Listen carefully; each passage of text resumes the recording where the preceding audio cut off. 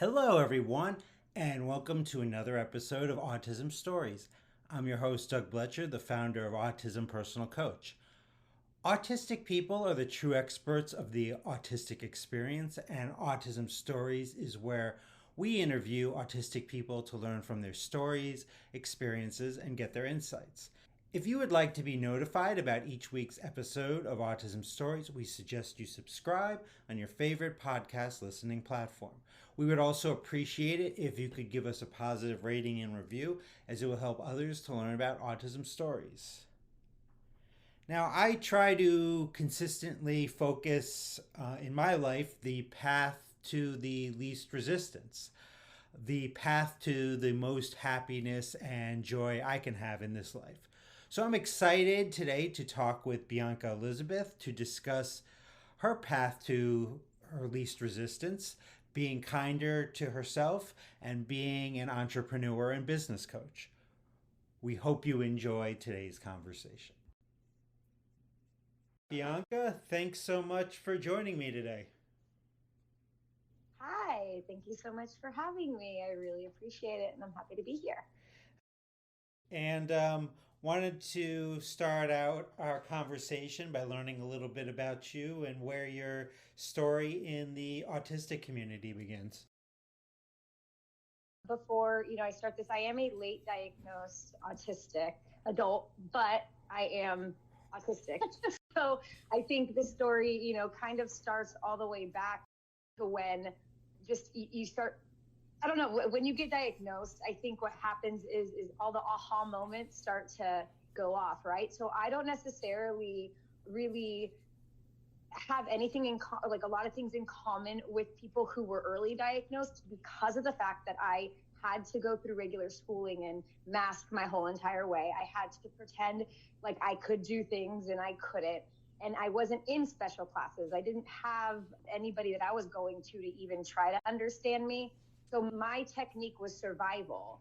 And I think that is, even though everybody can look at that as maybe a bad thing, I think it turned me into the entrepreneur that I am today. It gave me that, uncomfortable, like I could get through the uncomfortable feelings. Yes, I had autistic breakdowns all the time and I was always in the fogginess, but for me, being late diagnosed helped me understand how kind of hurtful the world is for people who are different without knowing it and feeling broken.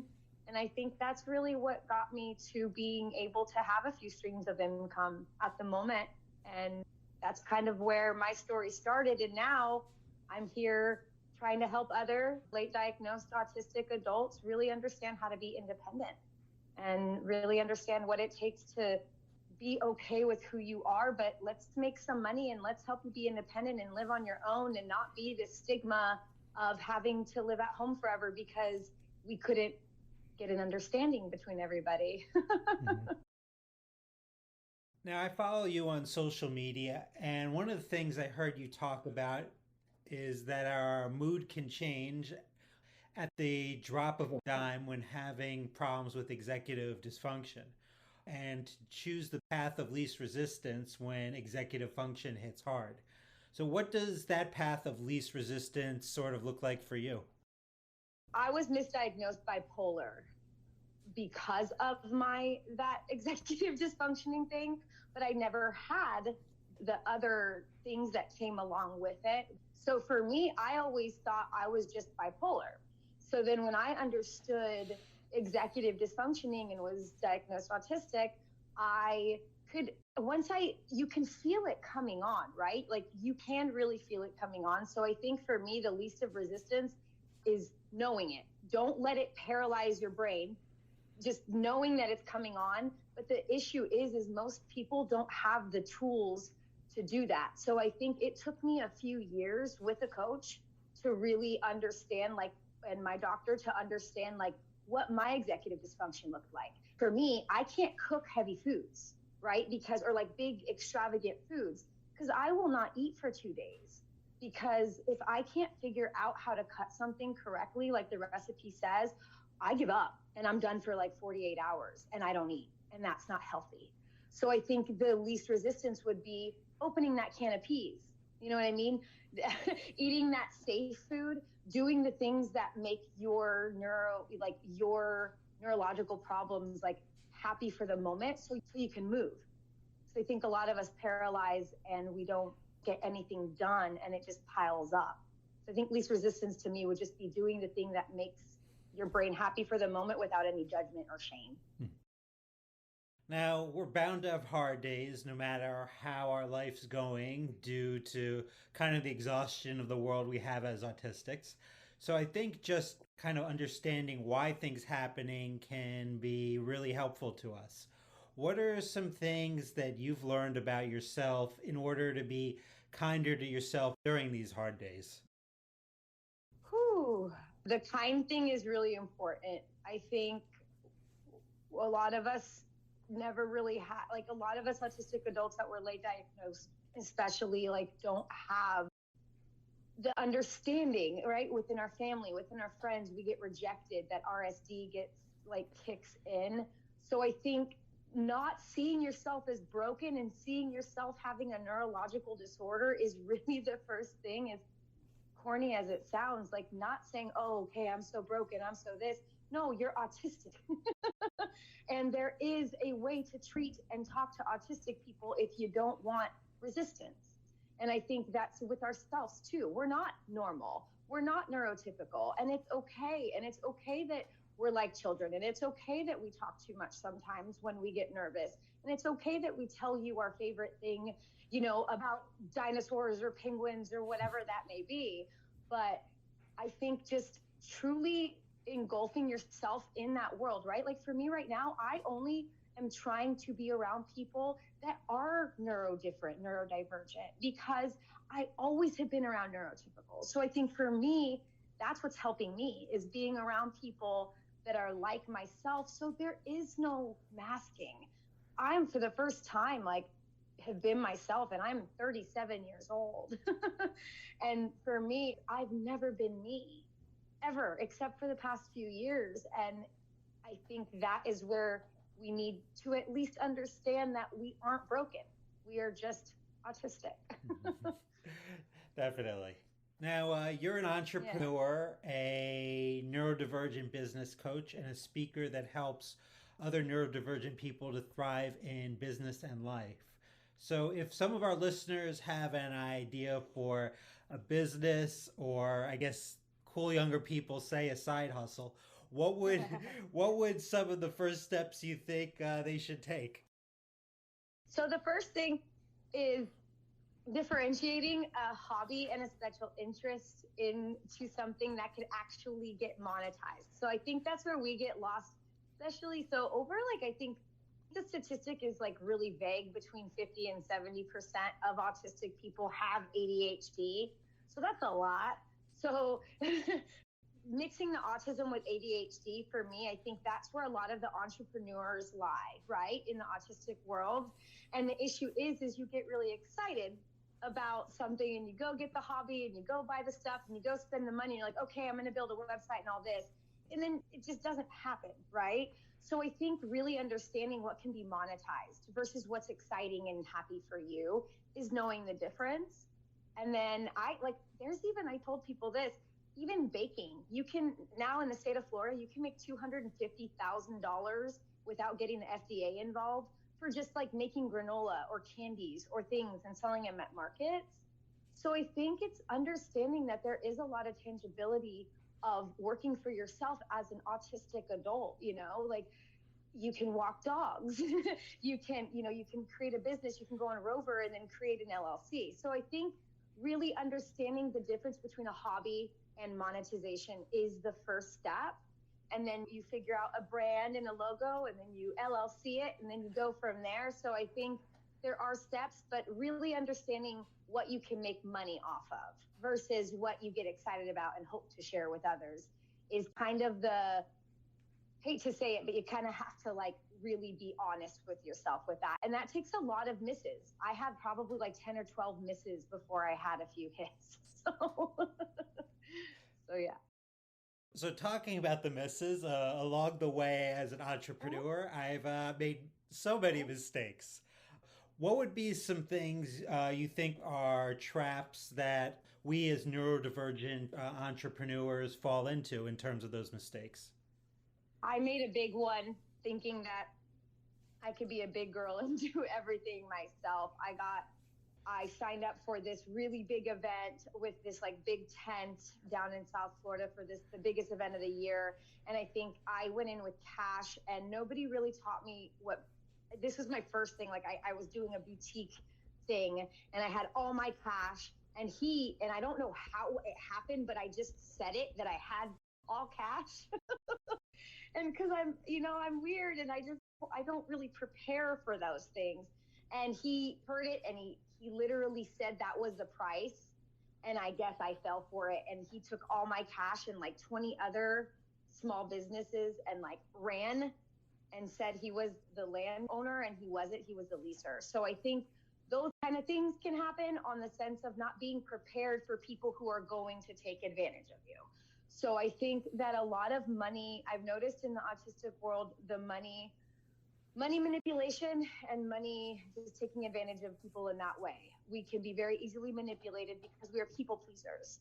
So I think knowing that, having safeguards and saying, hey, I'm a people pleaser. Hey, I don't want to take every broken bird in and fix them, I think is the first step to take, is saying like, this is what puts me in danger, right? So like for me, I tell everybody everything.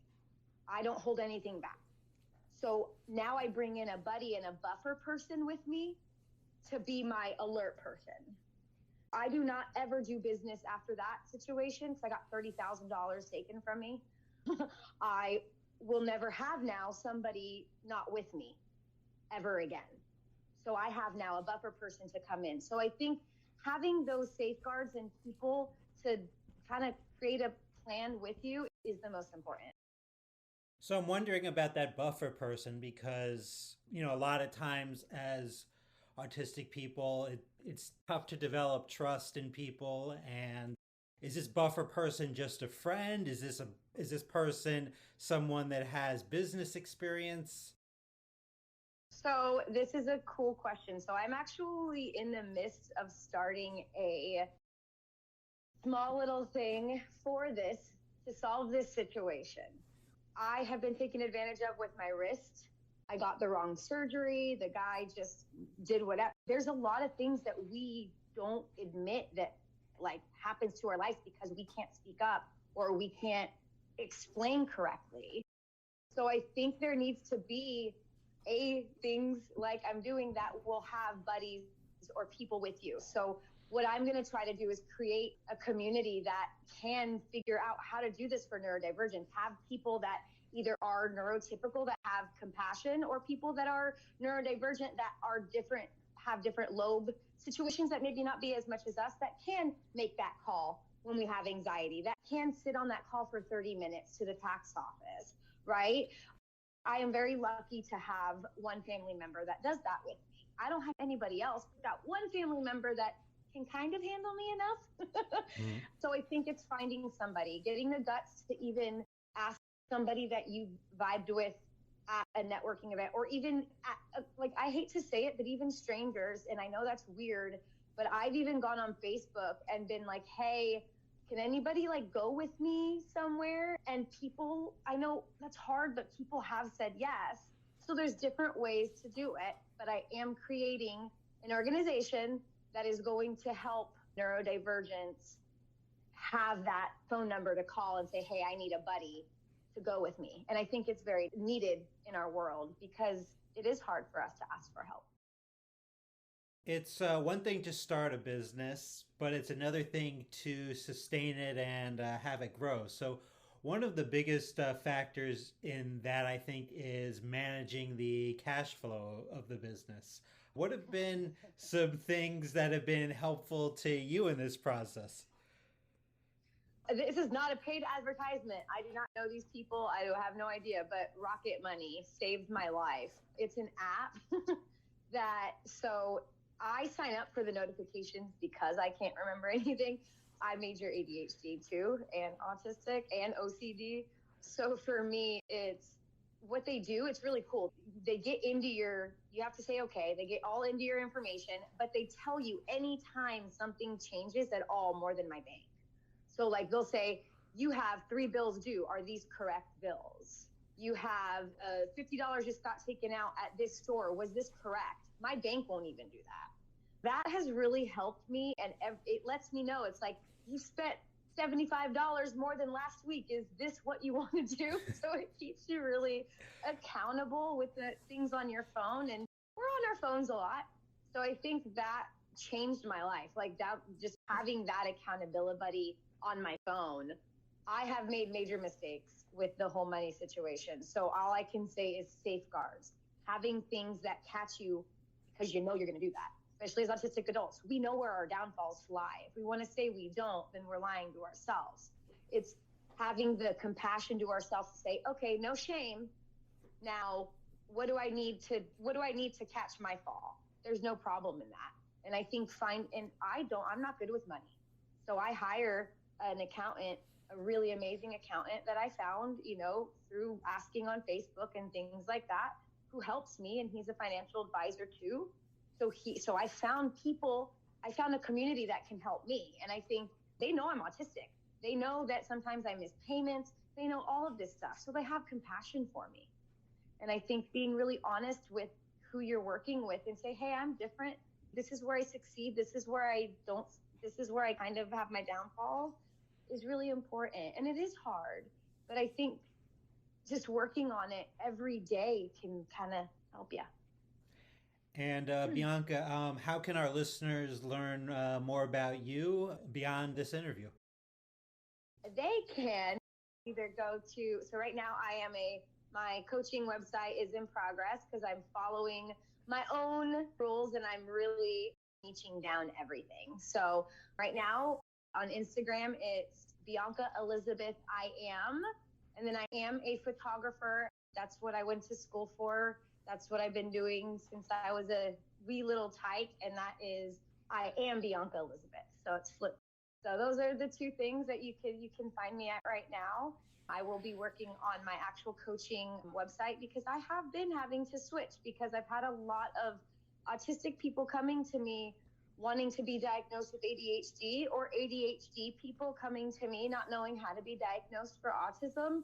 So right now I've been really getting a lot of clients wanting to know how the process works. So now I'm kind of using my coaching to help people either figure out where they lie on the spectrum or where they don't lie on the spectrum. And I think that's really important because it's not fair to not know what's going on with you. So. Well, I really enjoyed our conversation, and I'll continue to follow you on social media. So thanks so much for today. Thank you so much, Doug. Have a great day. Thanks so much to Bianca for the conversation. To learn more about Bianca, please check out the link in the podcast description of this episode. Here at Autism Personal Coach, our clients are the experts. Our coaches are the guides. The majority of supports for autistics are not helpful. They try to fix us, not support us. That's why so many are confused when we say our clients are the experts of their lived experience. Our clients are the experts for what has worked for them and about the things they need and want in their lives. Our coaches first listen to the clients and then ask them thoughtful questions to guide them, offer resources, and strategize with our clients so they can get what they need to thrive. Would you want a guide in your life to coach you to get the things you desire? If so, then visit autismpersonalcoach.com for more information. I hope you enjoyed this episode of Autism Stories. And if you did, if you could tell a friend, foe, or anyone you know about it so they could have the same enjoyable and educational experience as you when listening to Autism Stories, be very much appreciated. Until next time, I'm Doug Bletcher of Autism Personal Coach. Talk to you then.